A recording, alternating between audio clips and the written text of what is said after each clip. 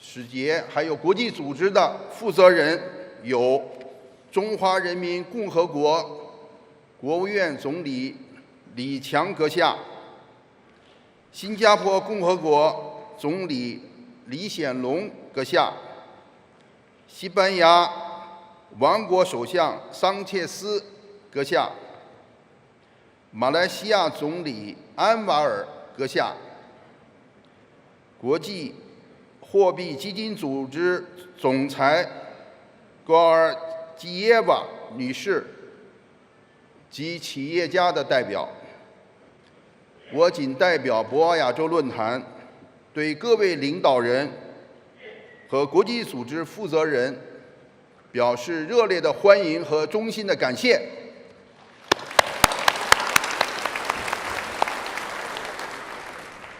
全球新冠肺炎疫情爆发以来，博鳌亚洲论坛同世界各国一道，经受住严峻的多重的挑战，并积极地参与国际抗疫合作，为推动区域和世界经济复苏做出了不懈努力。本届论坛年会完全恢复线下举行模式，各国政府、工商界、学术界领袖重聚一堂，探讨亚洲和全球发展大计。我谨向东道国和有关国家政府以及各界人士向论坛提供的大力支持表示衷心的感谢。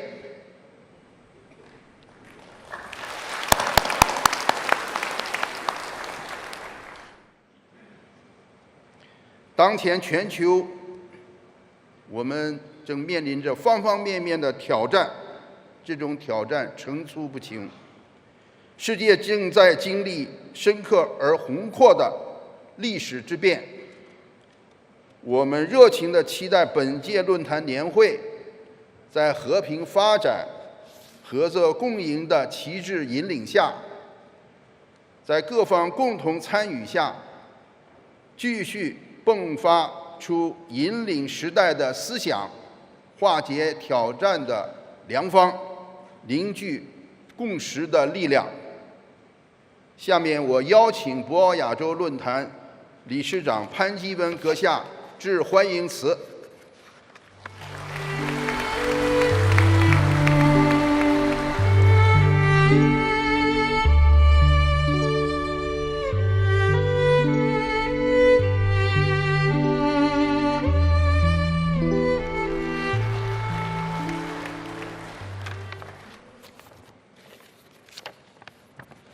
Your Excellency Li Chang, Premier of the State Council of People's Republic of China, Dear Excellencies, Prime Ministers from Côte d'Ivoire, Kazakhstan, Malaysia, Singapore, and Spain, and Managing Director of IMF, distinguished ministers, ladies and gentlemen, and also among the guests, I recognized the presence of participation of Honorable Mary Robinson, Chair of the Elders, former President of Ireland, and Honorable Danilo Turk, Chair of the Madrid Club, former President of Slovenia. And it's a great honor for me to welcome all of you to Annual Conference 2023 of the Boao Forum for Asia. Thank you for your participation.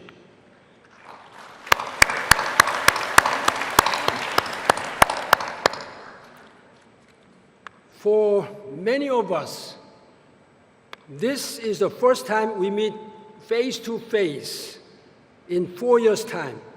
It's a happy reunion after such a long interval. It is a great start for our new journey after so many crises, shocks, and surprises. It's time to look ahead and plan for our shared future. It's time for renewed action on challenges of long-term and global nature. We do not have much time left. Clocks are ticking on multiple fronts. Loudest of all is the climate clock. We have agreed to act together. We have made good promises, good deals. We also are seeing encouraging progress. But the climate clock seems to be ticking much, much faster and well ahead of our responses. We just cannot keep pace. As the world's attention is preoccupied with the virus, conflict, inflation, and recession, global temperatures continue to rise unabatedly. We have gone through the 7 hottest years on record. More will surely come if climate action stays behind the pace of climate change instead of overtaking it. And the poverty clock. For a time, the pandemic alone threatened to push some 100 million people back into extreme poverty. The real number could be worse. Food and energy crisis following the conflict in Ukraine dealt with another heavy blow to those struggling to make ends meet. As inflation persists, the poor and the vulnerable faces a worsening cost of living crisis. The International Monetary Fund, IMF, has forecast a still tougher year for the economy. That's bad news, again, for the stalled global fight against extreme poverty and climate and inequality. When the economy goes bad, the poor and the vulnerable bears the brunt. If it goes well, the rich and privileged few countries wins the most. That's the harsh reality we have to face in addressing inequality and ever-widening gap of income and wealth. The past 3 years have only seen it grow worse. This is not only unfair and unjust, but economically unviable and unsustainable. Without a strong and stable middle class supported by political will, economic growth and prosperity will not last long. The list goes on and on. The UN 2030 Agenda for Sustainable Development Goals has listed 17 goals of sustainable development to be accomplished by 2030. We have only a little more than 7 years to go. Where are we now? Where are we now? Barely half done, less than half done. Let me repeat, we do not have much time left. The past 3 years is a lost window of opportunity in many ways because of pandemic. We must make up for the loss with a greater urgency, stronger will, and bolder actions. Let's not waste our invaluable time and limited time in geopolitical rivalry, ideological confrontations, and geo-economic fragmentations. Rather, let's get reunited to take on our common and long-term challenges. Clearly, solidarity and cooperation remains the best way through the uncharted waters of global uncertainty. Yes, we have piles upon piles of immediate and short-term headaches. Our hands are full and heavy. There is no underestimation their urgency and complexity, but we must caution against being blinded by short-sightedness. We should have global vision longer vision, united by global partnership. The cost of losing sight of the bigger picture is just too high. Standing at this podium, ladies and gentlemen, I see in front of me an audience of more than 2,000 political, business, intellectual, and opinion leaders of the world that can shape, who can really shape the course and future of this dynamic region and the world at large. I take this opportunity to appeal to the leaders of the world and citizens of the world to think ahead, think long-term, think global, and think big. I count on your global and wisdom to secure our shared future of sustainable and inclusive peace and prosperity. Excellencies, ladies and gentlemen, let us work together as global citizenship to make this world sustainable and better for all. That's your political and, for us, moral responsibility for our succeeding generations and the only planet Earth, which we have to care. Thank you very much. 谢谢。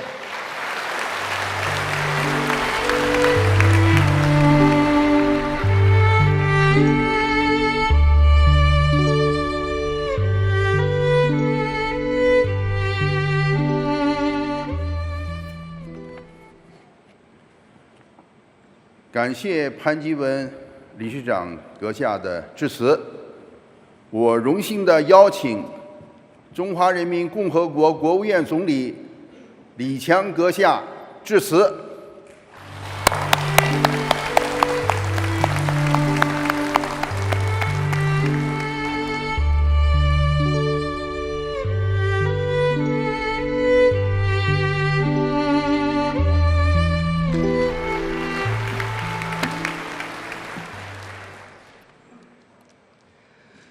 尊敬的各位政府首脑，尊敬的各位国际组织负责人，尊敬的潘基文理事长、各位理事，尊敬的各位来宾、女士们、先生们、朋友们，大家上午好！很高兴与大家相聚在美丽的海南岛，共同出席博鳌亚洲论坛2023年的年会。首先，我谨代表中国政府对年会的召开表示热烈的祝贺，对各位远道而来的客人表示热烈的欢迎，对大家长期以来给予中国发展的关心支持表示衷心的感谢。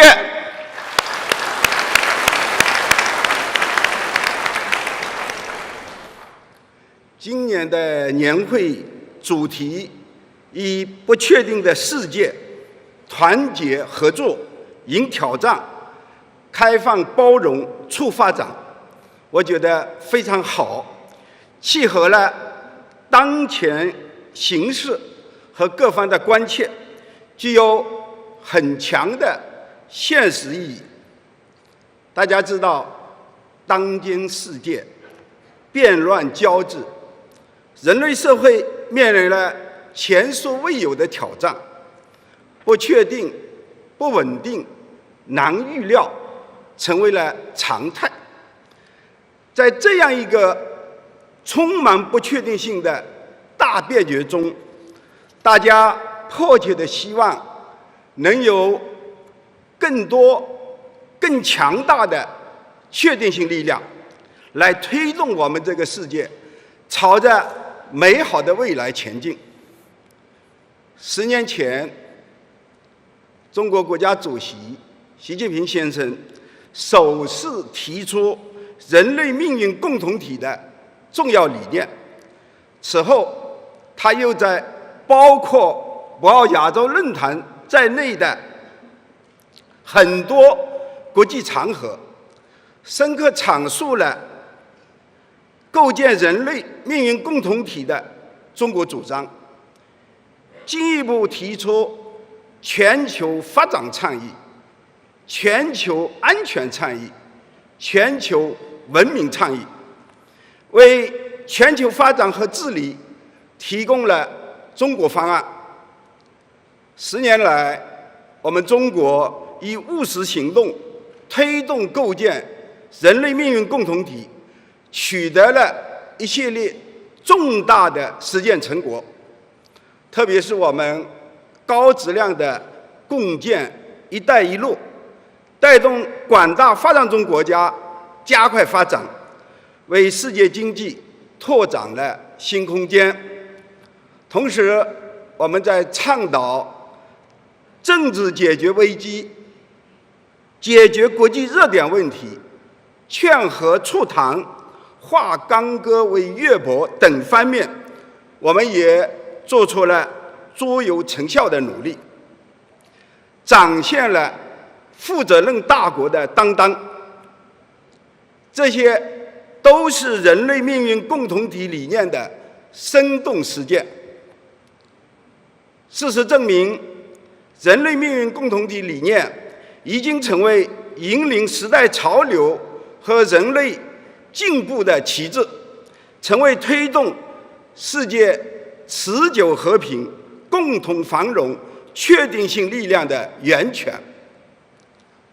现在，亚洲和世界都处在历史演变的十字路口，我们要高举人类命运共同体理念的旗帜，携手构建亚洲命运共同体，打造世界的和谐稳定，打造世界的增强动力源，打造世界的合作新高地，为世界和平和发展注入更多确定性，努力创造人类更加美好的未来。第一，共同守护和平稳定的发展环境，为变乱交织的国际局势注入更多确定性。和平是发展的前提。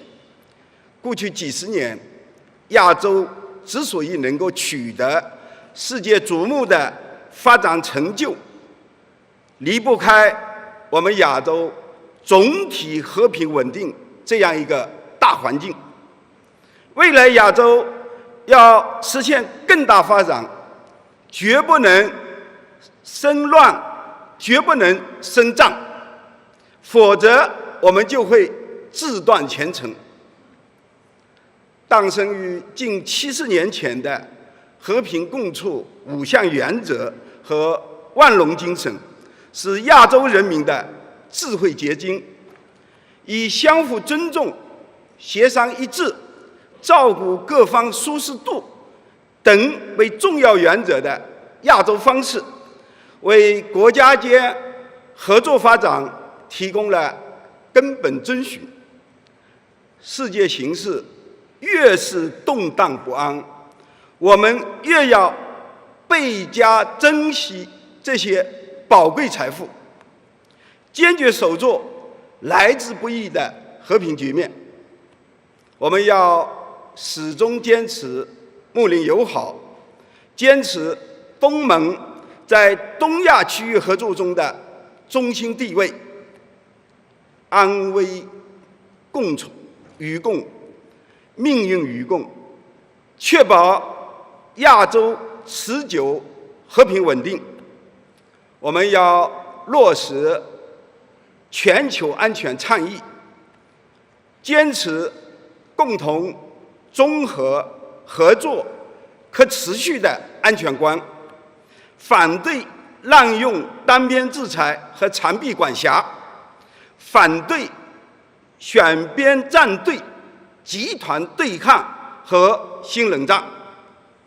我们坚持以和平方式解决国家之间分歧和争端，共同维护世界的和平安宁。第二，共同打造更具活力的增长中心，为世界经济复苏注入更多的确定性。我们亚洲拥有世界上60%的人口，40%的经济总量，超过30%的国际贸易，是真正的世界经济的压舱石、动力源、推进器。我们要落实全球发展倡议，抓住新一轮科技革命和产业变革的机遇，在数字经济、绿色经济等领域广泛开展合作，打造新的增长极，使亚洲能够成为世界经济复苏和发展的新的动力源。要深入推进区域经济一体化，加强宏观政策的协调，高质量地实施区域全面经济伙伴关系协定，积极推进中国东盟自贸区3.0版的谈判，构建优势互补、合作共赢的区域生产分工体系，推动形成更加开放区域大市场。我们要构建开放型的世界经济，高质量的共建“一带一路”，促进全球贸易、投资自由化、便利化，反对贸易保护主义和脱钩断链，要确保全球产业链、供应链的稳定畅通，为世界经济的发展注入强劲的动能。第三，共同拓展团结合作的有效途径，为深刻变革的全球治理注入更多的确定性。大家知道，当今世界就是一个地球村，我们是共同生活在地球村里面，各国的前途、命运都是紧密地联系在一起。我们面临的许多全球性的问题，需要各国之间坐下来共同协商、共同解决。去年我们很欣喜地看到，亚洲国家先后成功举办了金砖国家领导人会晤、东亚合作领导人系列会议、20国集团领导人峰会、亚太经合组织领导人非正式会议等等，为完善全球治理发挥了重要作用。我们要坚持共商、共建、共享的全球治理观，积极参与全球治理体系的改革和建设，坚定维护以联合国为核心的国际体系和以国际法为基础的国际秩序，不断深化粮食、能源、生态环保、防灾减灾、气候变化、减贫等领域的合作，共同发出和平与发展的时代强音，共同释放坚持多边主义的积极信号，推动全球治理体系朝着更加公平合理的方向发展。第四，共同推动人文交流走深走实，为不同文明的交融共生注入更多的确定性。前不久，习近平主席提出了全球文明倡议，为推进文明交流互鉴、促进人类文明进步提供了重要指引。亚洲是文明多样性的代表，不同文明交相辉映。同时，亚洲各国处在不同的发展阶段，大多数国家，包括我们中国在内，仍然是发展中国家。每个国家都有自己独特的历史文化和具体国情。我们愿意与各方一道落实全球文明倡议，努力开创人文交流、文化交融、民心相通的新局面。要坚持互尊互信、开放包容，尊重各国自主选择的发展道路，反对文明冲突论和意识形态的对抗，要弘扬全人类的共同价值，要加强文化、教育、卫生、青年、媒体等一些领域的交流，以真诚沟通增进理解和信任，以求同存异妥善处理分歧和问题，打造不同文明交融共生的新样板。女士们、先生们、朋友们，作为世界上最大的发展中国家，中国发展本身具有世界意义。我们在全力办好我们自己事情的同时，主动顺应和平、发展、合作、共赢的时代潮流，始终做世界和平的建设者、全球发展的贡献者、国际秩序的维护者。我们中国创造了经济快速发展、社会长期稳定两大奇迹，这本身就是对世界的巨大贡献。可以说，在不确定的事件中，中国的确定性是维护世界和平和发展的中流砥柱。过去如此，未来和当下更是如此。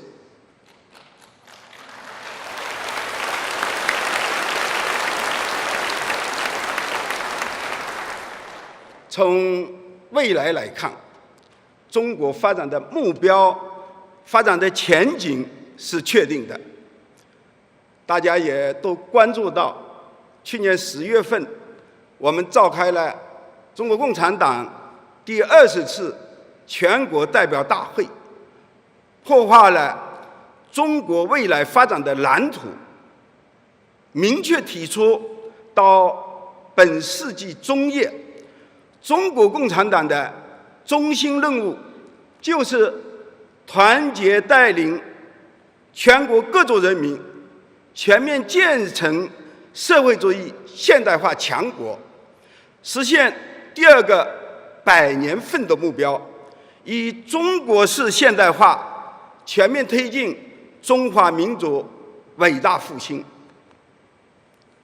中国要建设的现代化是人口规模巨大，全体人民共同富裕，物质文明和精神文明相协调，人和自然和谐共生，走和平发展道路的现代化。我们绝不会通过战争、殖民、掠夺等方式去实现现代化，我们一定会用和平和发展的方式，使14亿多人口整体迈进现代化社会。这将为亚洲和世界经济增长带来强劲的动能。当然，要完成这个谢谢。对。当然，要完成这个中心工作，需要长时间的持续奋斗。在这个过程当中，无论世界发生什么样的变化，我们都将始终坚持改革开放、创新驱动，既为整个世界经济发展不断注入新的动力和活力，也让世界各国分享中国发展的机遇、中国发展的红利。我想，一个长期稳定、一心发展的中国，一个脚踏实地、勇毅前行的中国，一个自信开放、乐于共享的中国，一定是世界繁荣稳定的巨大力量。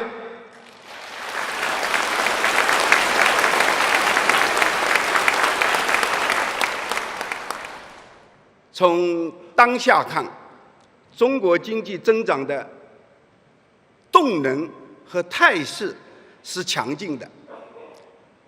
今年前2个月，中国经济已经呈现出恢复向好的态势。从3月份情况来看，比1、2月份情况会更好。特别是消费、投资等主要经济指标不断向好，就业、物价总体稳定，市场预期有了明显改善，制造业采购经理指数连续站在荣枯线以上。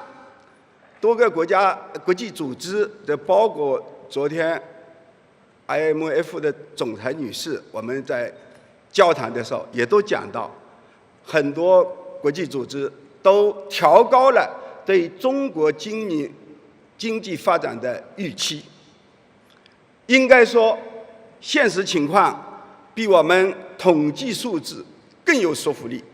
就是我们这次召开论坛的海南省，我这2天与海南省的负责人多次进行了交谈。原来海南每年最典型的是春节期间旅游黄金周，今年就不是个黄金周了，旅游变成了黄金月，变成了黄金季。这段时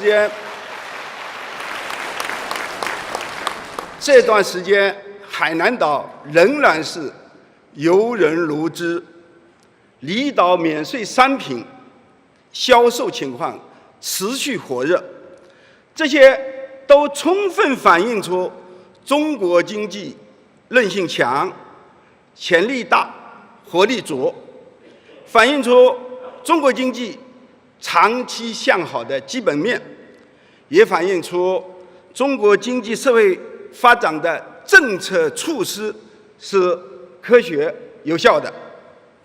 下一步，我们将继续坚持稳字当头、稳中求进，巩固拓展经济恢复向好的态势，推动中国经济运行持续整体好转。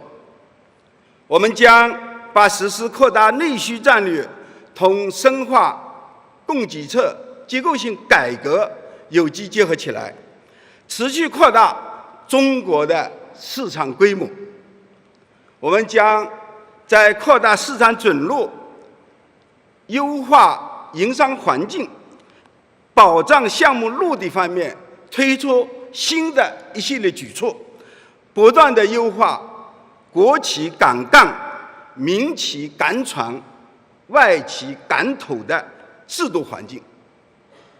我们将有效防范化解重大风险，特别是要保持我们国家金融运行的整体稳健，牢牢守住不发生系统性风险的底线。我们有信心、有能力推动中国经济这艘巨人乘风破浪，行稳致远，为世界经济发展做出更大的贡献。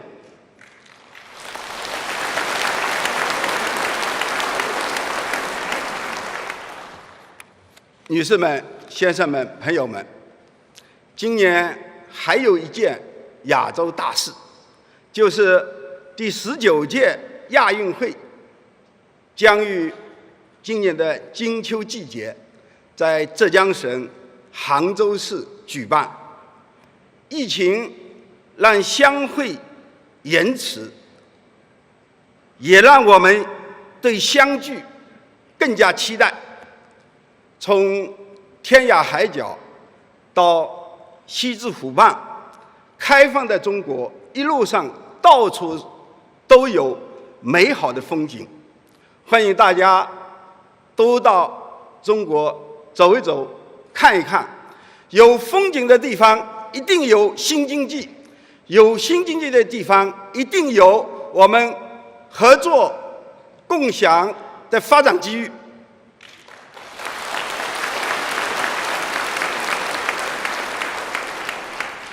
我相信，只有我们携起手来，团结合作，迎挑战，开放包容，促发展，就一定能给亚洲、给世界带来更多的确定性，就一定能开创人类社会更加美好的未来。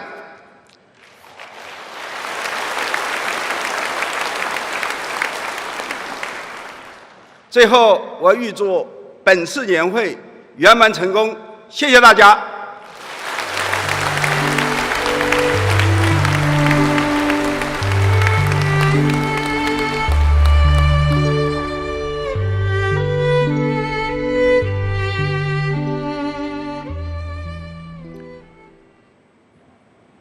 谢谢李强总理的致辞。下面我荣幸地邀请新加坡总理李显龙阁下致辞。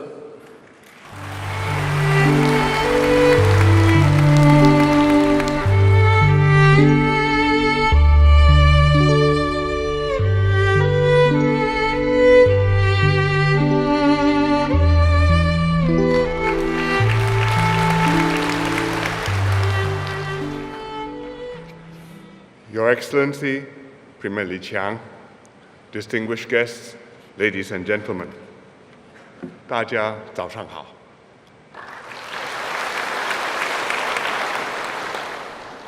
Asia is a vibrant region with enormous promise. It's home to more than half the world's population, and Asians are increasingly better educated, brimming with energy, ideas, and dynamism. China is one of the biggest economies in the world. Its consumer market is huge and expanding. Its technology is advancing rapidly, and its workforce is increasingly skilled. India, too, is developing steadily with a youthful demographic advantage. And Southeast Asia has a growing middle class and is projected collectively to become the fourth largest economy in the world by the end of the decade. However, realizing Asia's promise depends on the region remaining stable, inclusive, and open. Like every other region, Asia is affected by the troubled global environment and strategic tensions. The COVID pandemic severely disrupted our societies, our economies, our supply chains. Russia's invasion of Ukraine has gravely violated the UN Charter and international law and profoundly undermined the rules-based international order. Most worrying is the state of relations between the US and China. Big powers have a heavy responsibility to maintain stable and workable relations with one another, because any clash between them will have grievous consequences for themselves and the world. And yet, the US and China are at odds over many intractable issues, including trade and investments, supply chains, cybersecurity, emerging and critical technologies, as well as freedom of navigation.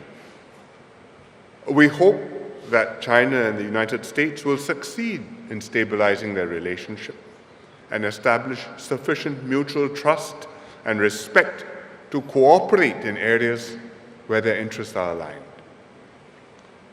The world feels the impact of these tensions keenly. Progress on tackling urgent problems such as climate change, energy and food security, and pandemic preparedness has been severely impeded.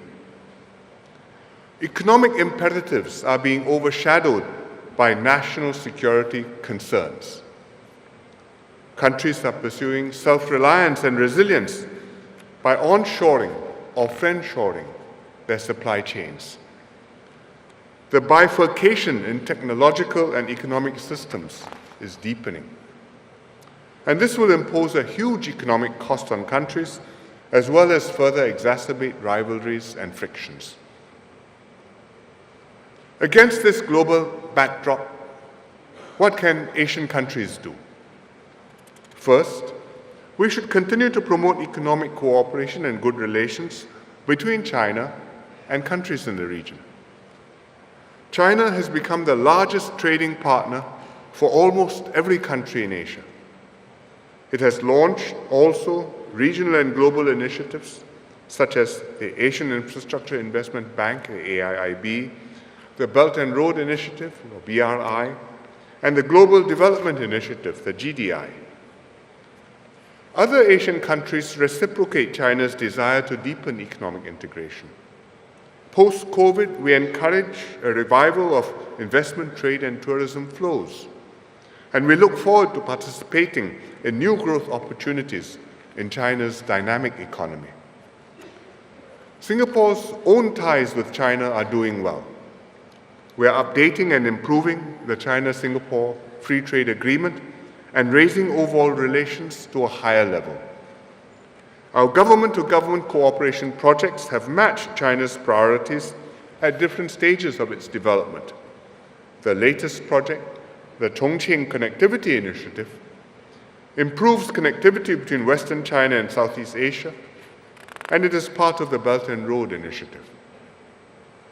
Even during the pandemic, Singapore kept up our ties with China.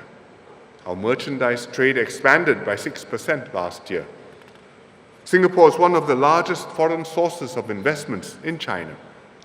At the same time, more and more Chinese companies are investing in Singapore, setting up headquarters and operations here. The economic cooperation between China and its Asian neighbors will be more robust if it is underpinned by a sound, broader relationship which builds mutual trust and fosters regional stability.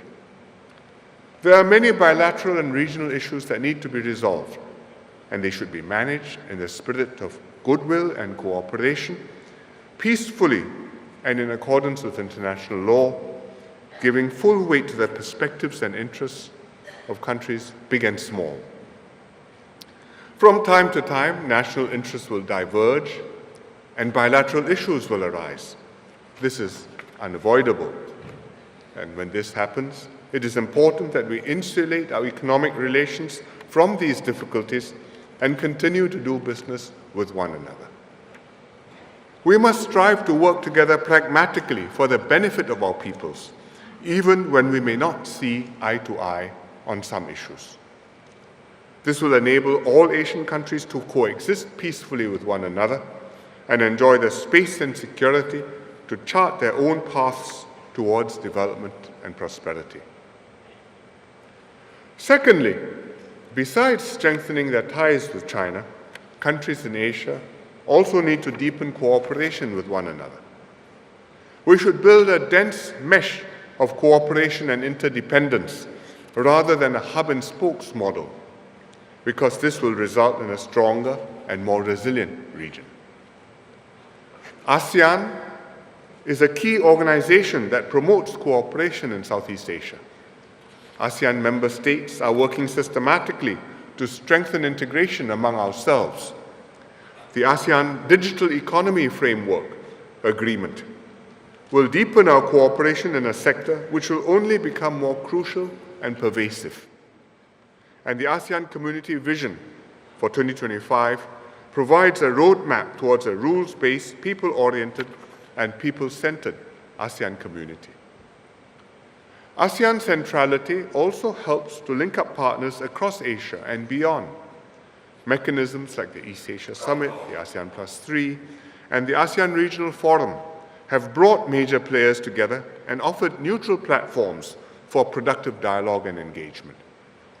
ASEAN also initiated the RCEP, the Regional Comprehensive Economic Partnership, which is the world's largest FTA, covering Southeast Asia, Northeast Asia, and Australasia.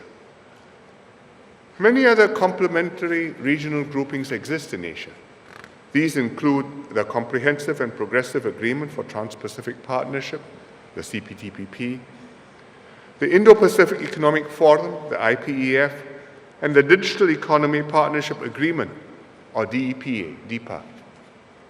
These groupings are not mutually exclusive. They have varying memberships and often overlap with one another. Not every country needs to be in every group, but collectively, the different groupings build a resilient and interlocking network of cooperation among countries in Asia. At the same time, these regional groupings deepen ties between Asia and the rest of the world, and this gives our external partners stakes in Asia's peace and prosperity. Which brings me to my third point, that Asia should always remain an open region. As Asian countries develop cooperation among ourselves, we should also cultivate our relations with the US, Europe, and other parts of the world. For example, despite the tensions between China and the United States, their bilateral trade in goods hit a record high of close to $700 million last year. $700 billion last year. Other Asian countries, too, are keen to expand economic relations with other regions. Investments by European and American companies in Asia continue to grow.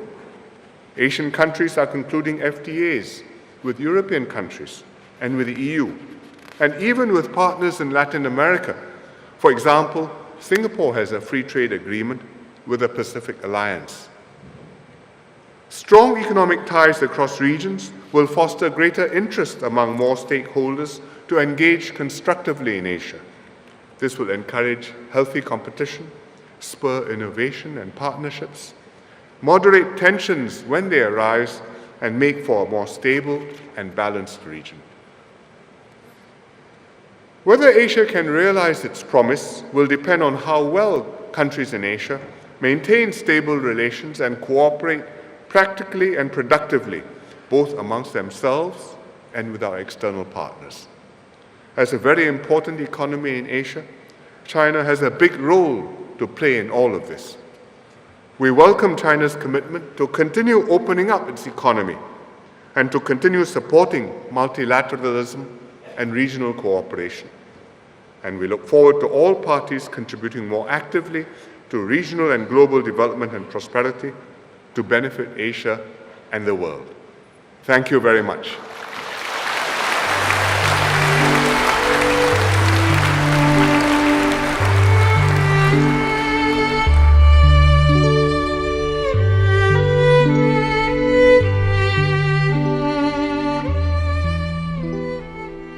谢谢新加坡总理李显龙阁下的致辞。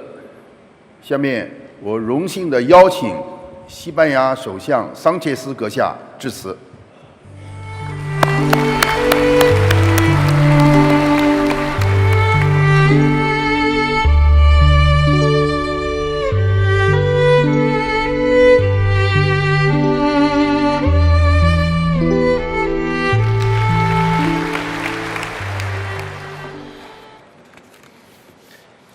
Prime Minister Chiang, distinguished guests, ladies and gentlemen, I am honored to be here in Hainan to take part in this prestigious annual conference of the BOA Forum.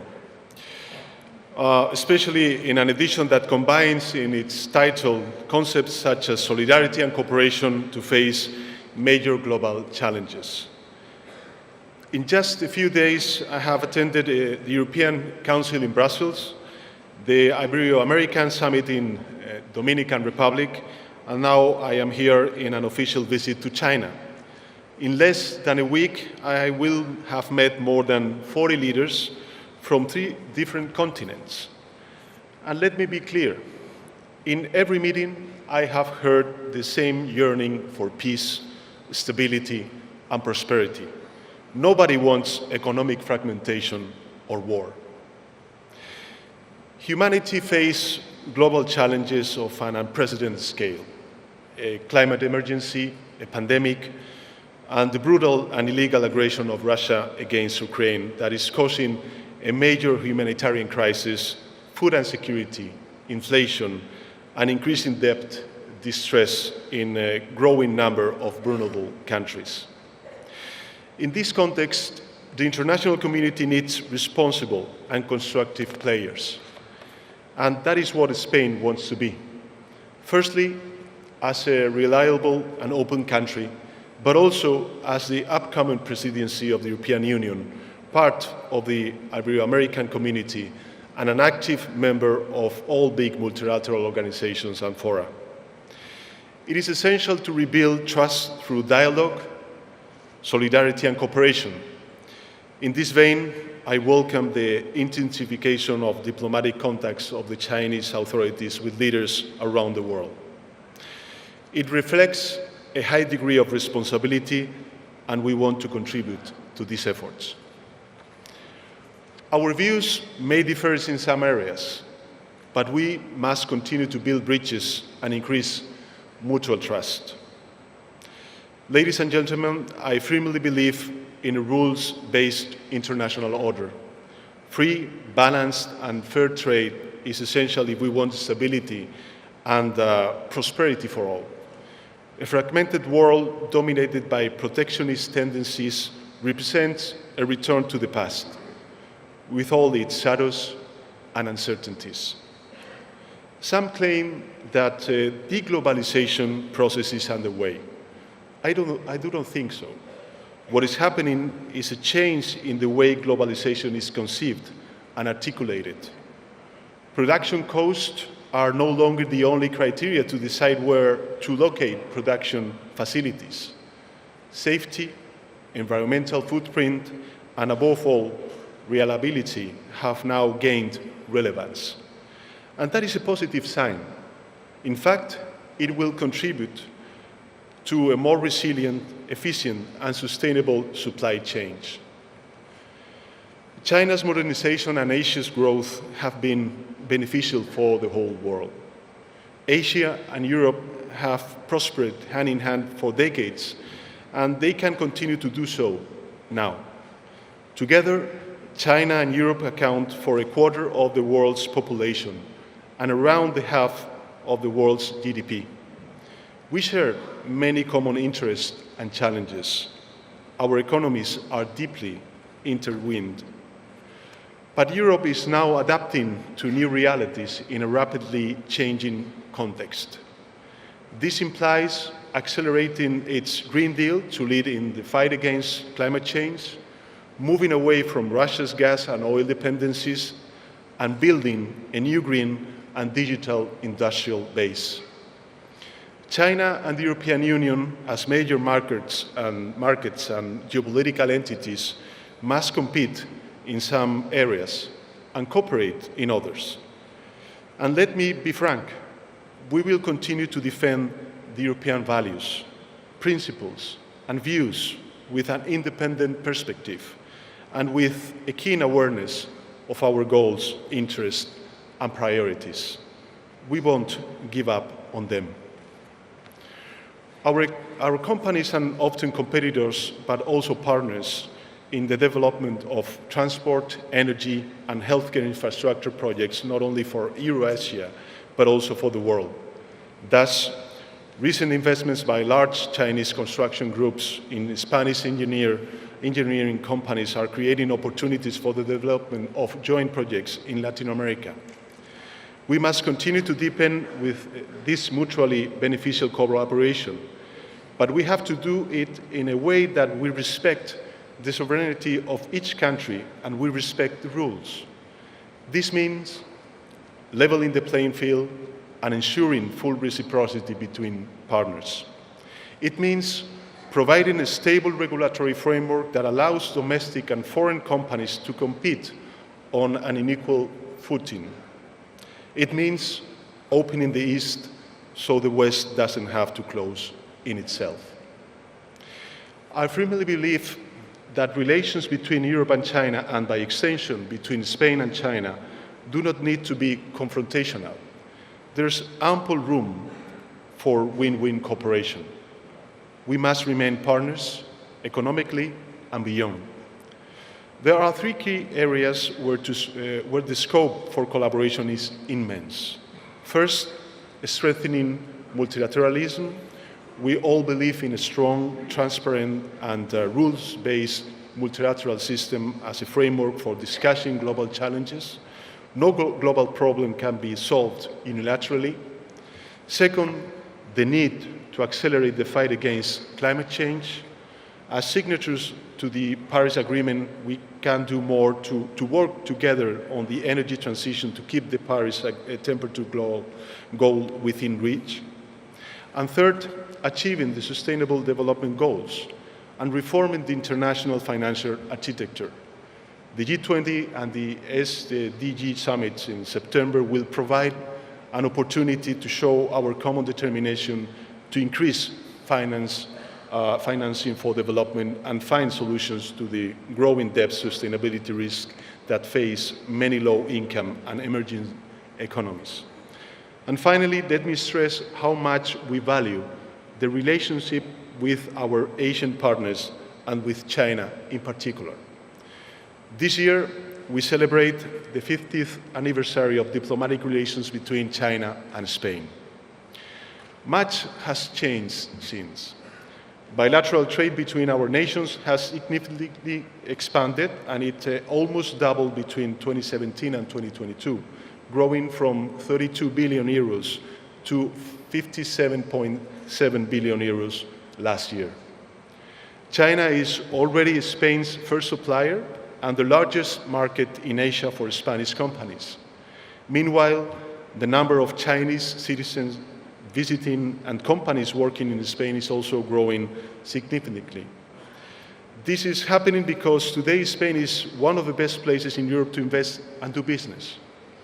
We offer an ideal geopolitical position, sitting at the intersection between three continents, a world-class digital and physical infrastructure, a vibrant and robust private sector, a highly educated workforce, affordable clean energy, and the institutional stability and legal certainty that investments need to thrive. Not for nothing, Spain continues to grow above the Eurozone average. It has one of the lowest inflation rates of the European Union, and it has reached all-time high levels of foreign direct investment, with flows just shy of 35 billion euros, much of it going to industrial projects and renewable energies. Foreign capital funded 860 greenfield projects last year, placing Spain in sixth place worldwide, above China, Japan, or France.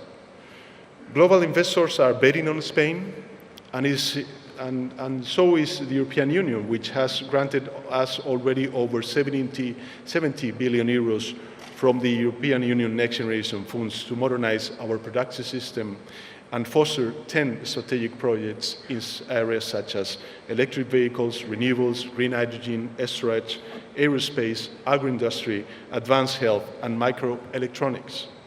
In short, today, more than ever, the global economy needs reliable partners that can be trusted, and Spain is and will be one of them. Ladies and gentlemen, Europe and Asia must join forces to tackle global challenges and promote economic development worldwide.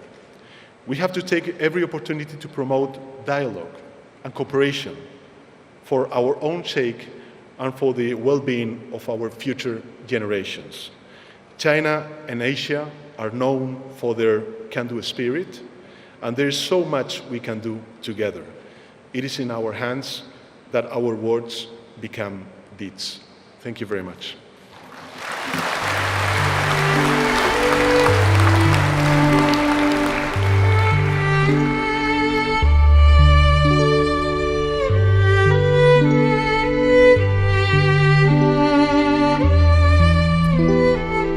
谢谢桑切斯首相阁下的发言。下面我非常荣幸地邀请马来西亚总理安瓦尔阁下致辞。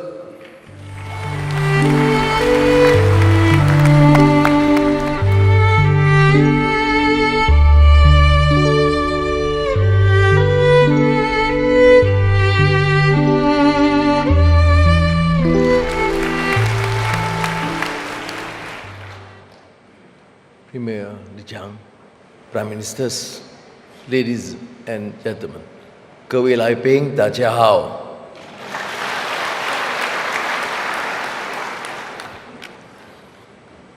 I would like to thank Mr. Li Baodong and the Chinese government for inviting me to attend and address this august gathering. My heartiest congratulations also to His Excellency Premier Li Qiang on his appointment as Premier of the State Council. I'm happy to know that my participation this year coincides with the 10th anniversary of the elevation of Malaysia-China Comprehensive Strategic Partnership since 2013. The theme, An Uncertain World, Solidarity and Cooperation for Development Amid Challenges, is most apt and relevant given the extraordinary ebb and flow of the state of geopolitics and power as well as geoeconomics which we now live in. While not forgetting the bitter lessons of COVID-19 pandemic, and thank you again to China and the Chinese people for their help and assistance, not only to Malaysia but to the region. 谢谢. Nevertheless, the lessons of history remind us that living in an age of uncertainty is but a mere manifestation of the cyclical nature of socio-political as well as economic evolution. The collapse of the Berlin Wall and the ensuing rapprochement signaled the end of the Cold War, but it led to grandiloquent proclamations about the end of history, namely assertions by the West about the triumph of liberal democracy and capitalism being the be-all and end-all for progress. In the meantime, China and India undertook an unprecedented socio-economic reform which resulted in phenomenal growth, empowering them to reclaim their rightful place on the global stage. ASEAN, too, as Premier Hsien Loong mentioned, has grown, and now we have seen the new Africa. What we have seen in the last 3 decades and continue to witness today is that there are other equally legitimate ways of viewing the world and different paths of interpreting and achieving socio-economic progress. China's socialism with Chinese characteristics, Chinese path to modernization, and President Xi Jinping's idea of a community of shared future for mankind are notable examples of this. Economic empowerment and civilizational dialogues. Excellencies, ladies and gentlemen, the unity government which I lead has introduced the Malaysia Madani concept as an expression of desire to forge our own path based on our own mode as we create a humanistic nation in line with our civilizational values. In this sense, it is also our national philosophy, centered on 6 core values: sustainability, prosperity, innovation, respect, trust, and compassion. These core values are not new. yet they are the most germane for Malaysia given our history, particularly the past few years. Following this philosophy, allow me to share some thoughts on how we can achieve solidarity and cooperation for development amid challenges. First, we should focus on values that unite us as a human family, not those which divide us. Ethics, sincerity and integrity in dealing with partners in bilateral and multilateral situations must be paramount. The concept of democratic accountability should prevail rather than just trumpeting the slogans or term democracy, which has been used as a means of pigeonholing countries according to rather arbitrary standards. To my mind, democratic accountability enjoins on leaders to be accountable to the people across the board, providing improved standards of living, transparency in the decision-making process, and essentially the overarching practice of good and effective governance. Secondly, while competition is good, there are lines when cooperation is even better. Today, geopolitical and geoeconomic competition has become an escapable feature of Asia. While geoeconomic competition in the past was focused on commodities and resources, the current race is about cutting-edge technology, as demonstrated, for example, in the competition on the semiconductor industry. The rivalry to be ahead in this can take either a productive or destructive turn. On the one hand, we need to recognize that countries will always seek to protect their intellectual property rights and try to stay ahead on the competition. On the other hand, we need to establish certain guardrails so that the competition does not lead to bifurcation in the technological world, one that will raise costs and impede progress. That's why I believe that technological competition should be one of the principal agenda items for discussion at the highest levels, right up there with discourses on security and general economic matters. Having said that, let me reiterate, the unfettered competition must give way to spirited collaboration. We could go even further as we relate this principle of empathy to the Analects of Confucius, and what comes to mind are the overarching themes of being humane, conscientious, and kind. The Prophet of Islam said, "The believers in their mutual kindness, compassion, and sympathy are just like one body." Thirdly, as we talk of uncertainties in relation among nations, geopolitical conflicts, and economic rivalry, let us not forget that the ordinary citizen with the burden of having to put food on the table and the tangible and pressing uncertainties faced. For the majority of the world's population, wages remain the main form of income. However, according to the ILO's Global Wage Report 2022-2023, wages and the purchasing power of households have dented considerably due to COVID-19 and global inflation. In the absence of adequate policy responses, the immediate future would witness a sharp fall in real incomes, a rise in inequality, which could fuel further social unrest. In the light of this, we should work closely together in the spirit of cooperation and solidarity, striving towards reducing inequality, promoting social justice, and enhancing standards of living for all.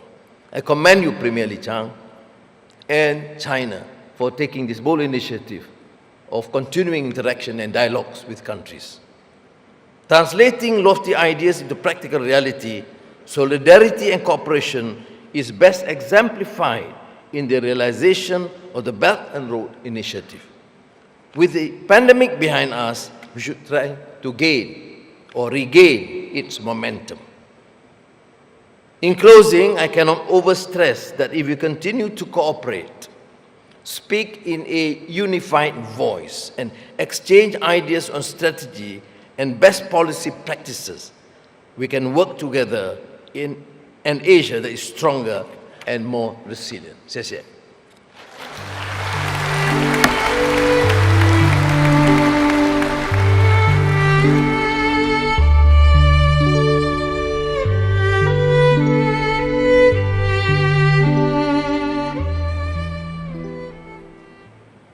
谢谢安瓦尔总理阁下的发言。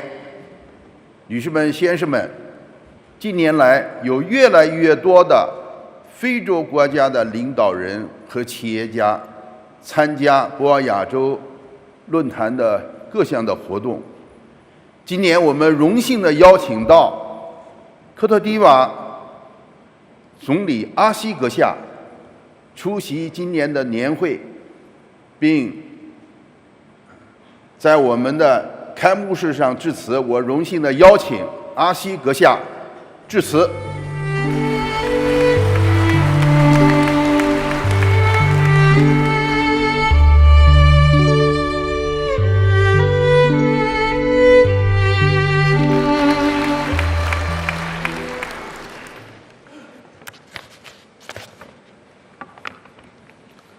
Son Excellence, Monsieur Li Qiang, Premier ministre de la République populaire de Chine,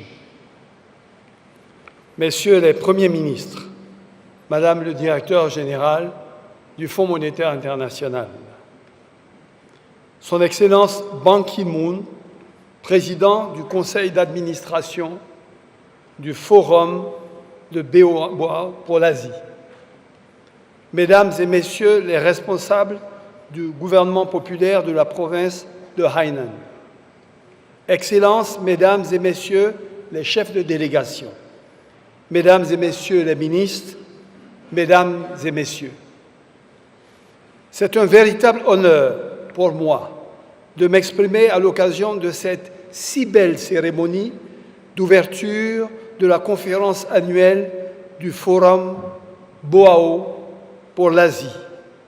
En ces instants solennels, je voudrais transmettre, au nom de son Excellence, Monsieur le Président Alassane Ouattara, Président de la République de Côte d'Ivoire, nos plus chaleureuses salutations et félicitations à son Excellence, Monsieur Xi Jinping, pour sa brillante réélection en qualité de Président de la République populaire de Chine. Je veux également adresser mes plus sincères félicitations à son Excellence, M. Li Qiang, pour sa nomination en qualité de Premier ministre de ce grand pays frère et ami de la Côte d'Ivoire. Excellence, Monsieur le Premier ministre, l'année 2023 marque le 40e anniversaire de l'établissement des relations diplomatiques entre la République populaire de Chine et la République de Côte d'Ivoire. À cet effet, je veux ici vous traduire les sentiments de très haute estime que le gouvernement et le peuple ivoirien portent au gouvernement et au peuple chinois, avec lesquels sont partagées les mêmes ambitions de souveraineté, de prospérité, de bonheur, de paix et de fraternité. Nul doute que le meilleur reste à venir dans le cadre de cette relation si fructueuse. Mesdames et Messieurs, le grand maître écrivain chinois Lao Tse nous enseigne, et je cite, « Mieux vaut allumer une bougie que de maudire les ténèbres ». Et je crois, Mesdames et Messieurs, que le Forum de Boao, à travers le thème retenu pour cette conférence, fait le choix courageux d'allumer une bougie sur l'inéluctabilité des immenses défis actuels et futurs à relever par nos pays, plus interpénétrés et interdépendants que jamais dans un monde de plus en plus incertain et instable. Face aux challenges économiques, géopolitiques, énergétiques, démographiques, climatiques ou sanitaires qui s'intensifient, la seule logique qui doit demeurer entre les nations, c'est en effet celle de l'entraide, et de la coopération sincère et opiniâtre. Celle qui ne vise qu'une seule chose, créer cette langue commune entre les mondes, sans laquelle, comme l'enseigne l'immense Confucius, les affaires ne peuvent être conclues. Oui, ce forum pour le renforcement de nos coopérations économiques est donc plus essentiel aujourd'hui que jamais. Pour l'Asie, mais aussi pour l'Afrique, ce continent de l'aube de l'humanité, ce monde qui a soif de prospérité et de modernité, et dont les défis présents sont prodigieux. Je veux d'ailleurs saisir cette opportunité pour les aborder avec franchise, car je crois que leur résolution, par le biais de la coopération et de la solidarité entre les nations, dépend non seulement de l'avenir des Africains, mais plus largement encore celui de l'humanité tout entière. Le premier défi, c'est celui de la jeunesse et du développement du secteur privé pour l'insérer. La Côte d'Ivoire, sous le leadership de son Excellence, Monsieur le Président de la République Alassane Ouattara, a réalisé les performances économiques parmi les meilleures au monde, avec une croissance moyenne de 7% de 2012 à 2022. Elle a réduit la pauvreté de plus de 15 points. Son ambition, incarnée dans sa vision 2030, prévoit un doublement du PIB en 10 ans, la réduction de moitié du taux de pauvreté et une augmentation de 10 ans de l'espérance de vie en 10 ans. La jeunesse, défi majeur, l'a conduit à décréter l'année 2023 l'année de la jeunesse. En effet, aujourd'hui, 1 habitant sur 6 de notre planète est africain. En 2050, ce sera 1 sur 4 pour 10 milliards d'individus, avec alors plus de la moitié de la population africaine ayant moins de 25 ans. Comment éduquer, former et insérer ces centaines de millions de jeunes pleins de talent, d'inventivité et de dynamisme qui frapperont avec vigueur aux portes du marché de l'emploi? Le développement prodigieux de la Chine au cours de ces 5 dernières décennies peut être une réponse inspirante à ce défi. Le peuple chinois a su faire de son capital humain un atout pour créer une richesse formidable à un rythme sans précédent. Pour ce faire, en sus de politiques vigoureuses en termes de formation, nous devons, comme vous, développer notre secteur privé, seul capable d'absorber un tel volume de nouveaux entrants sur le marché du travail. Notre nouvelle coopération devra donc privilégier l'investissement privé et la création de valeurs ajoutées nouvelles sur le continent. Cela a été l'un des facteurs clés de succès du continent asiatique. Il en sera de même pour l'Afrique. Je voudrais ainsi, du haut de cette tribune, saisir l'opportunité pour lancer un appel aux entreprises du continent asiatique afin qu'elles privilégient l'investissement privé productif gagnant-gagnant à destination de l'Afrique. Notre deuxième défi concerne la mobilisation des ressources financières clés pour notre avenir. Contraints par les chocs extérieurs de plus en plus variés et imprévisibles, dont les impacts sur les finances publiques sont désastreux, en même temps que s'accroissent les besoins internes sociaux et sécuritaires, l'Afrique est prise en étau entre maintenir sa croissance, source de stabilité et de paix, et gagner et garder un cadre macroéconomique sain. Dans un contexte de crise inflationniste, marqué par des taux d'intérêt de plus en plus élevés, il est vital que la solidarité internationale se manifeste en tout point, aussi bien au niveau bilatéral que multilatéral, pour permettre l'accès de nos pays à des conditions plus souples de financement en adéquation avec nos besoins. Les besoins de l'Afrique en infrastructures économiques et sociales, notamment dans l'éducation, la santé, l'énergie, les transports et les réseaux, sont en effet les plus majeurs et stratégiques. Le troisième défi enfin africain, c'est bien sûr le défi climatique. Alors même que l'Afrique n'émet que 4% des gaz à effet de serre, elle n'a aucune possibilité dans le développement des énergies fossiles, aucune responsabilité dans le développement des énergies fossiles et abrite le second poumon de la Terre avec la forêt du Congo.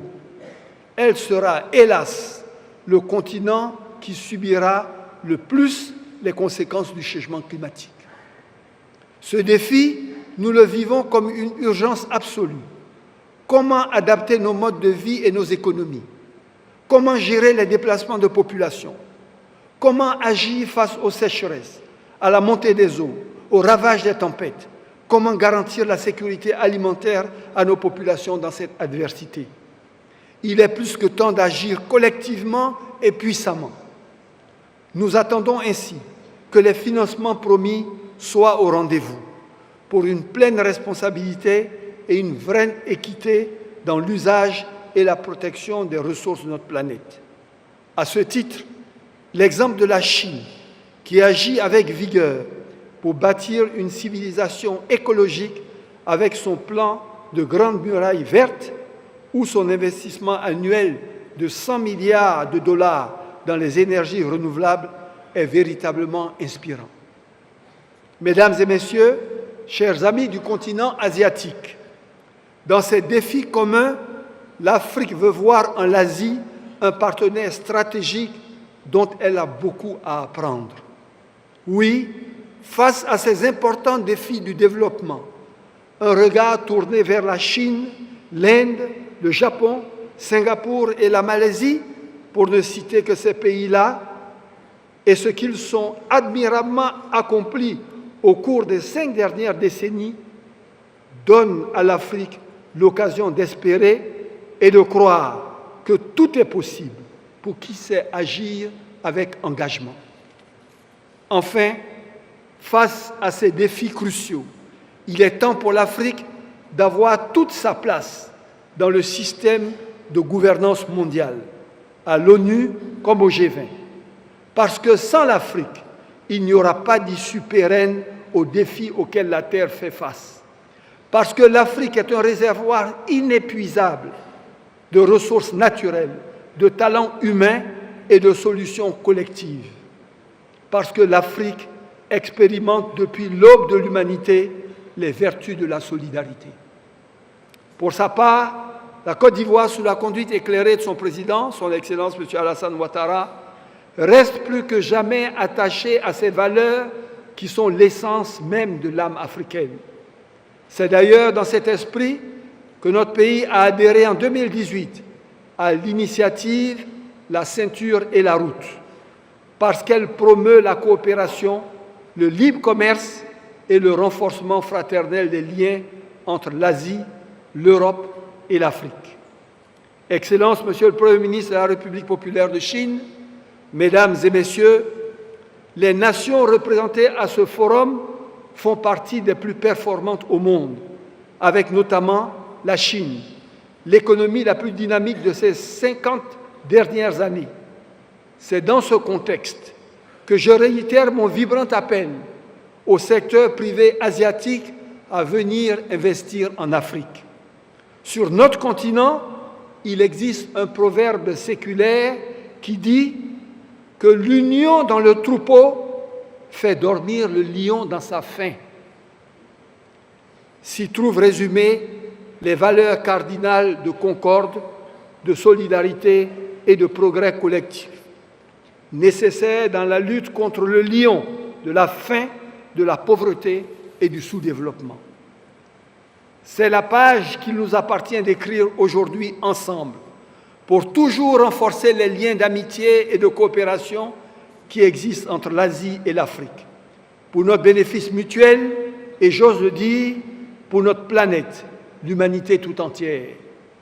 Vive l'amitié des peuples chinois et ivoiriens, asiatiques et africains, et que vivent longtemps les valeurs de dialogue, de paix, de solidarité entre les nations. Je vous remercie.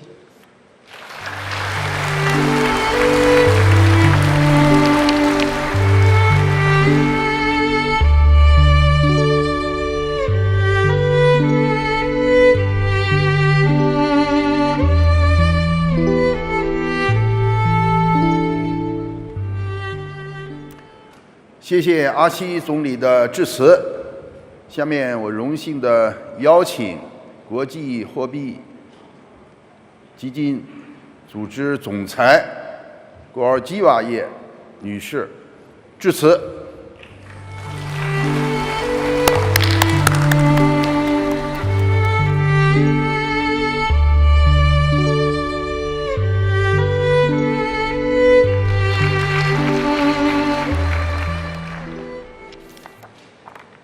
Your Excellency Premier Li Chang, Excellencies, ladies and gentlemen, Chao Shan Hao, good morning. It is very fitting to be here today. The Boao Forum for Asia is hosted by the home of Mulantau Lighthouse, the tallest in China, a beacon of light guiding ships to safe harbor, an inspiration for our discussions as we ought to guide our world economy to a safer future. It has been in choppy waters for quite some time, experiencing shock upon shock upon shock. We expect 2023 to be another difficult year, with global growth falling below 3%. The effects of the war in Ukraine and monetary tightening continue to take hold. A rapid transition from a prolonged period of low interest rates to much higher rates necessary to fight inflation has inevitably caused turbulence in the banking sector in some advanced economies and made policy choices even harder. Asia is a source of dynamism. We project this year China and India to contribute 50% of global growth. But Asia also feels uncertainty in the world we are living today. So how can policymakers navigate these times of uncertainty? This year's Boao Forum gives us an answer: through cooperation and solidarity, the twin beacons of light we can rely on to guide us through the challenges that lie ahead. We know that cooperation has already transformed the global economy by deepening trade integration, which has boosted incomes and living standards across the world. Over the past 40 years, the world economy has tripled in size. Emerging markets and developing economies are the biggest beneficiaries. They have quadrupled. Rich countries have already also benefited. They doubled. And here in China, 800 million people have been lifted out of poverty as the country has become even more integrated in the world economy. This is an incredible achievement. Likewise, in countries across Asia, trade integration has been a key ingredient of strong GDP growth for many decades, including trade within the region, which today accounts for almost 50% of the total, with China being a critical hub. But we must also recognize that the benefits of globalization have not been shared equally across countries or people. And we have learned that supply chains must be made more secure and more resilient.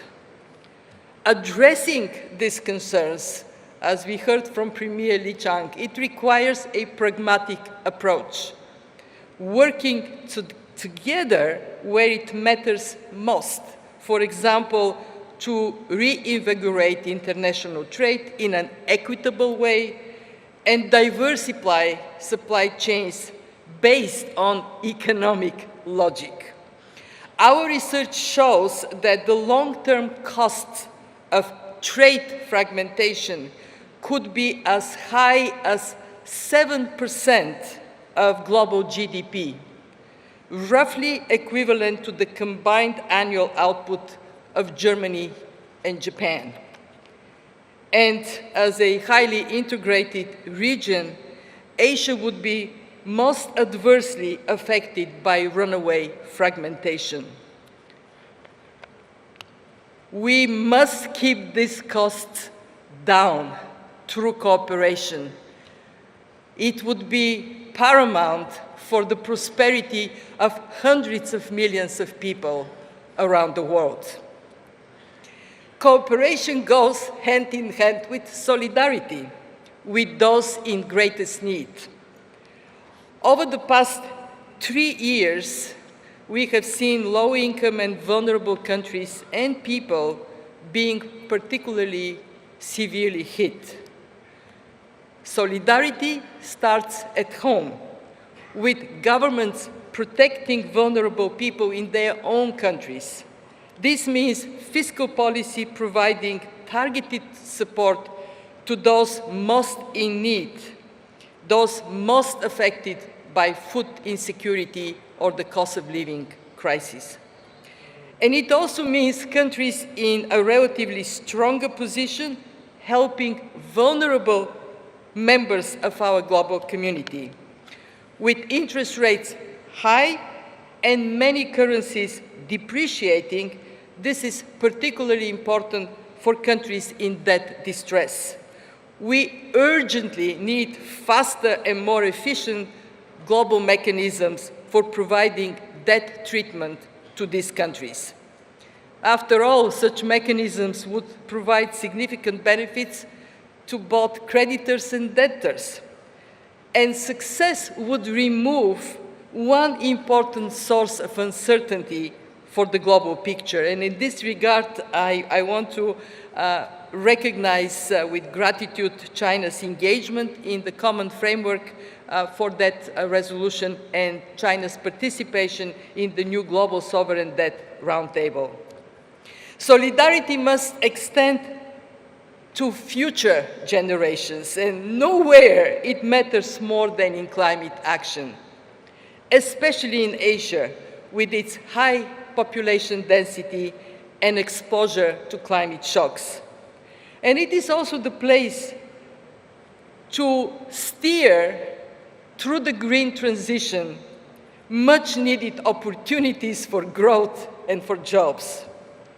Let me conclude by stating the obvious. Despite all the forces of fragmentation, we know we are stronger together. Together, we can spread a guiding light far and wide. Together, we can navigate the rough waters to reach a safe harbor. Together, we are wealthier and more secure. 谢谢。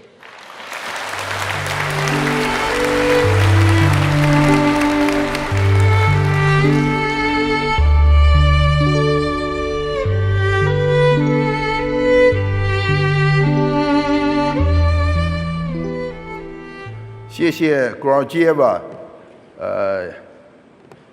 总裁女士精彩的发言。下面我荣幸地邀请沙特阿拉伯基础工业公司首席执行官阿尔法基先生致辞。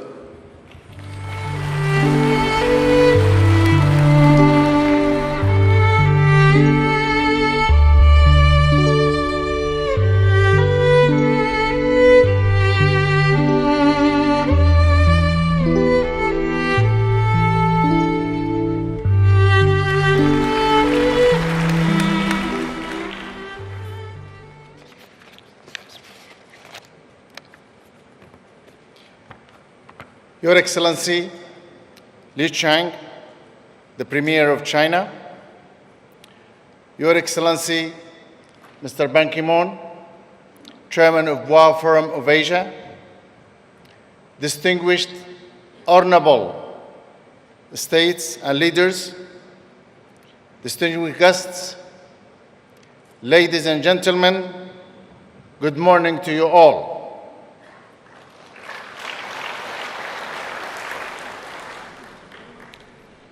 I'm truly honorable to speak for the business community at this prestigious event in such a momentous time.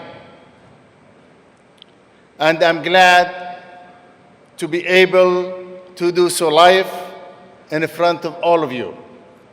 This year, the discussion at the Boao Forum of Asia revolves around the uncertainty afflicting the world. Indeed, things have been changing so fast on the global stage that it will be difficult to re-establish the stability needed for the economic growth. But I see reason for optimism.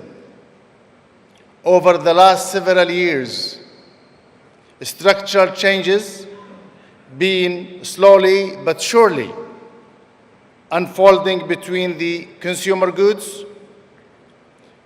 and the energy industry.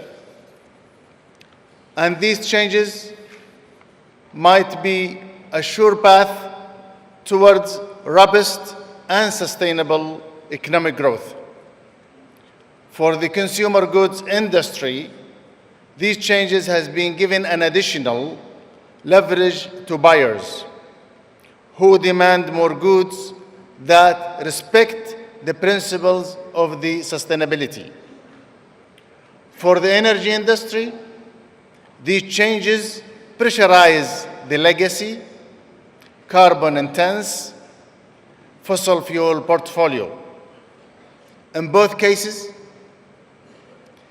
the dissemination of technology and the sharing of knowledge have become much more important. Now, the chemical industry that I come from accounts only for 7% of the world GDP. But placed as it is between the energy and consumer goods industries, and it offers a way to decarbonize the energy industry portfolio while adding value to its products and solutions. In short, the chemical industry is ideally positioned to drive the sustainable economic growth.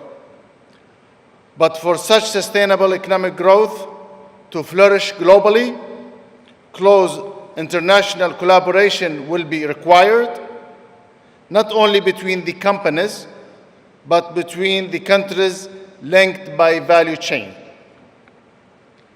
Being the world's largest market for chemical products, China is the obvious place to establish nexus of global sustainable economic growth. And that's why the country has secured the full active participation of SABIC, one of the world's largest chemical company. While its vision to be the preferred world leader in chemical, SABIC has dug roots deep in China soil. For decades, it has been a favored investor, operator, inventor, and supplier in China. It became a trusted partner in China. When it becomes the quality, quantity, and reliability of its delivery. In addition, offering innovative material and sustainable solutions to China customers, SABIC has the two world ethylene crackers in joint ventures, one established with Sinopec in Tianjin, and the other one is planned to be established in Fujian with Fujian Energy Petrochemical Group. SABIC will keep looking to other potential mega projects, investment opportunities in China. These can be enhanced by streamlined and speedy approval process, and SABIC expand its local presence, and it will focus on investing in the development of the technology. Innovation-driven economic growth can speed widely under the strategic alignment between Saudi Arabia's Vision 2030 and China Belt and Road Initiative. In sum, SABIC remains firmly committed for fostering mutually beneficial economic growth in and through China. And China aims to rise GDP growth rates around 5% this year. The country is clearly more determined than ever to open up and foster high-quality development in the spirit of the sustainability. As the first featured speaker representative in the international business community, it takes as my responsibility to speak on this behalf. And I believe that the consensus view of my peers is that the best way to create sustainable high-quality development is to embrace free trades with barriers-free export to China and to market-based incentivized business environment for enterprises under all forms of ownership. And with this, I will conclude my speech, and thank you very much. 谢谢。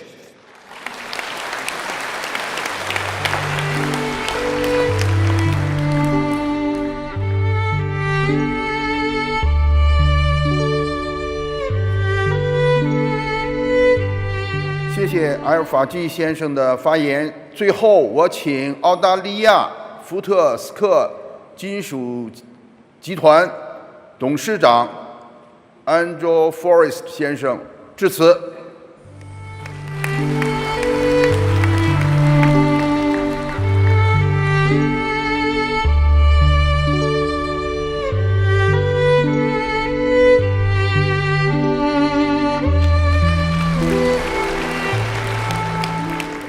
你好，你好。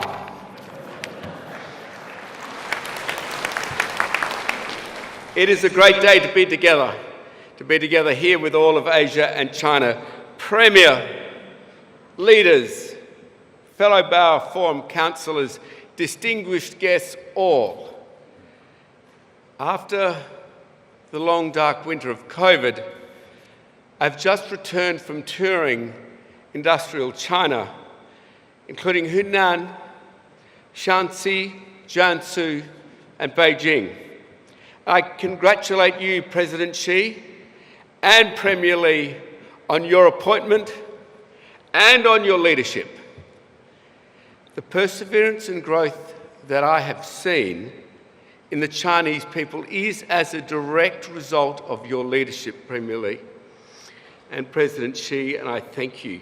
During the world's isolation, and I noted during this dark winter, Chinese industry did not slow down. It raced even further ahead in technology, automation, robotics, and manufacturing in the entire supply chain ecosystem the world needs most. Renewable energy, wind, solar, electric mobility, batteries. And there is no other country doing this at such scale. Yet, sadly, not as a businessman or a philanthropist, but as a scientist with fellow scientists around the world, I can report to you that during this dark winter, global warming has accelerated too. 1.5 degrees Celsius warming is tragically most likely to happen this decade. And you know the science was right, but the timing was wrong. It may even happen if El Nino really hits next year. And the cause is simple. To my friends in the fossil fuel industry, you have the greatest challenge, and we are with you. The cause is simple. We are not eradicating fossil fuels fast enough. It is no longer a prediction. We are living in the era of fossil fuel-driven global warming right now. It has no boundaries. It will hurt us all, particularly our beautiful children.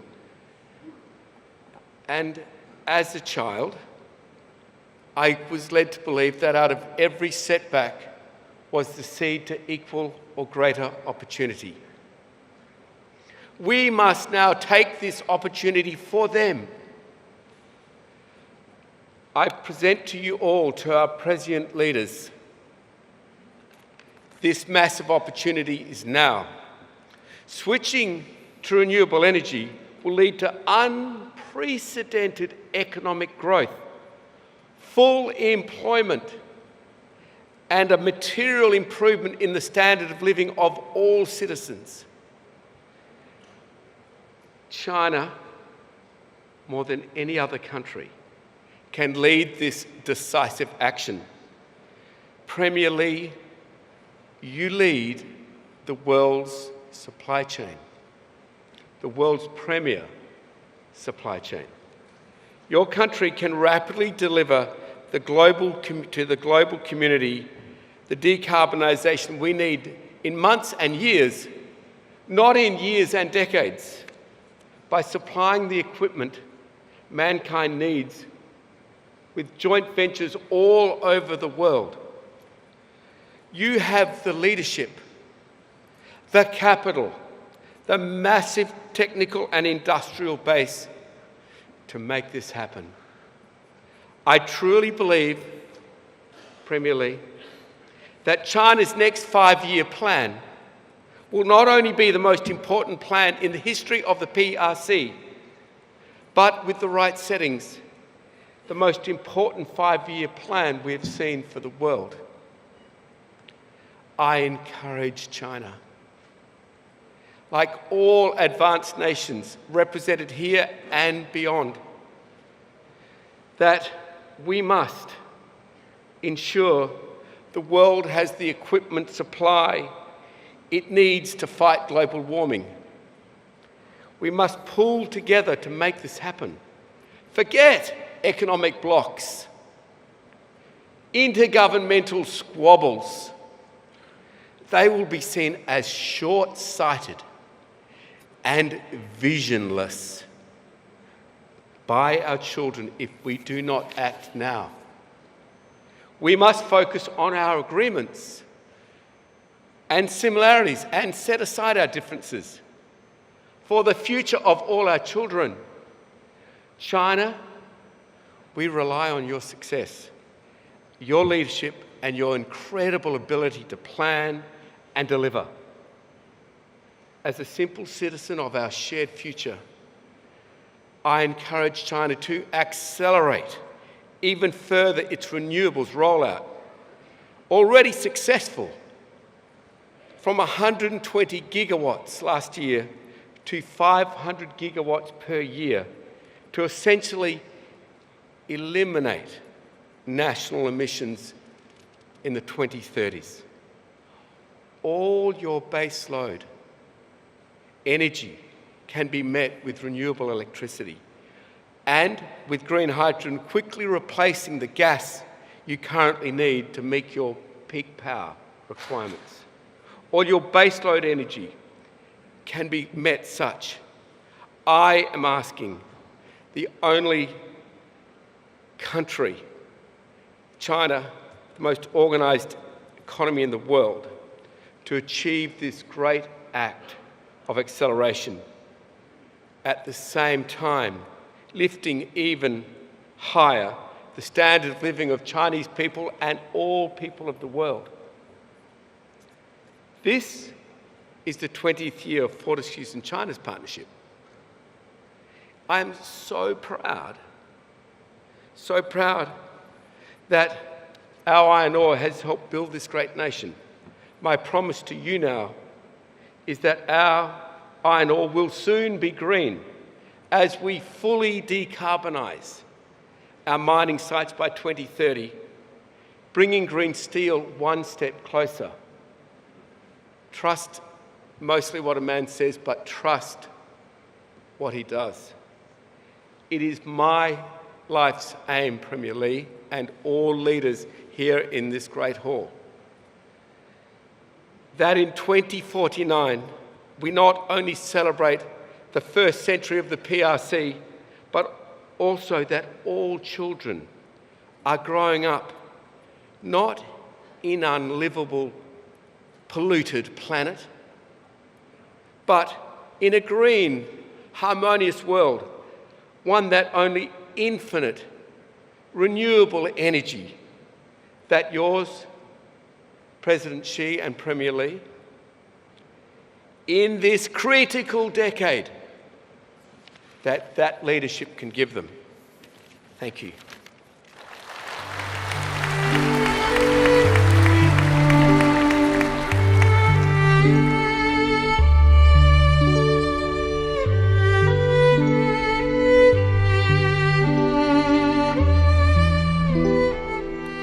各位嘉宾、女士们、先生们，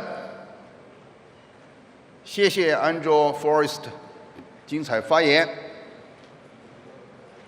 请我们以热烈的掌声，对各国领导人、国际组织负责人、工商界代表的精彩发言表示衷心的感谢。